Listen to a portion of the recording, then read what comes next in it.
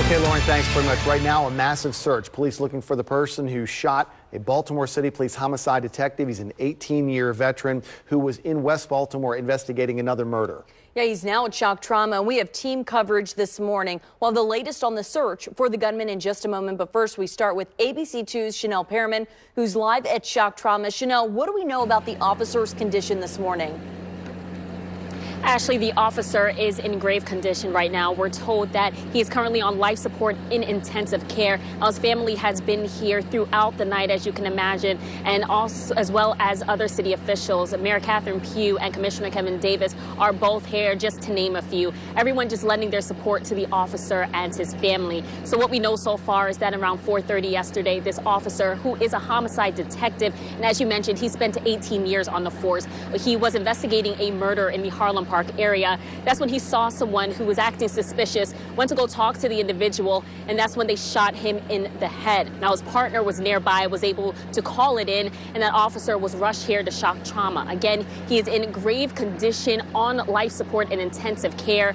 And as the violence in the city continues, people in the area are just frustrated.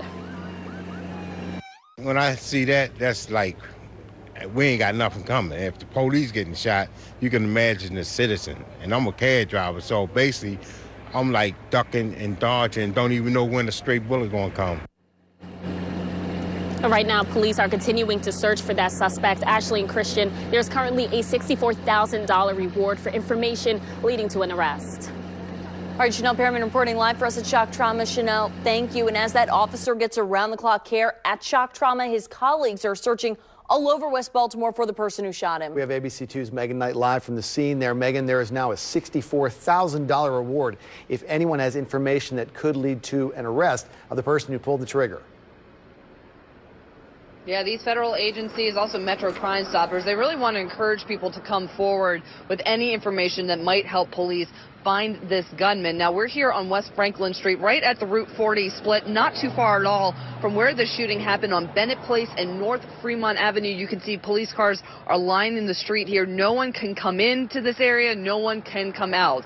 They want to make sure that they are doing a very thorough search to find evidence and clues of who shot this officer.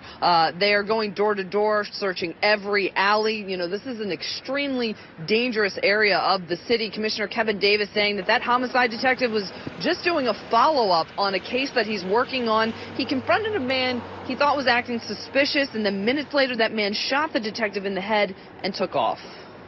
There's no doubt in my mind that with this community, we're going to identify him, we're going to arrest him, we're going to ensure that justice is done. And you know those police officers are going to be out here day and night until they find that person. Now, Christian, you mentioned that reward, quite substantial. There's $60,000 coming from the FBI, ATF, and other federal agencies, and also $4,000 from Metro Crime Stoppers. There's a couple of ways that you can call or text in tips. One is to call 1-800-CALL-FBI, or you can text a tip to 443-902-4824. ABC2's Megan Knight will continue to follow the search for the gunman in this case as well for you at 6:05 right now. If you've heard the name Bennett Place before, the 900 block in West Baltimore, that's because it has been a hot spot for crime in the past. A 15-year-old was shot and killed on the block in August. Last December, 3 men were killed in the neighborhood. Police say they were associated with the Blackarella family gang. 3 years ago, after a string of violence, police actually gated Bennett Place. So again, as we've mentioned before, I mean, this area is well known to police. It's well known to have crime there. And we'll continue to follow this story, bring you the latest on air, online, and on social media. But just so sad. I mean, he was out there just doing his job, and saw some suspicious activity. Just went to go talk to the man and it's was tough. shot. I'm friends with a police officer, and she wrote on her Facebook page, when do we stop playing nice and do the job we swore we would do? So there's some frustration among the Baltimore City Police Department this morning, and of course emotional. They know this man who's been shot.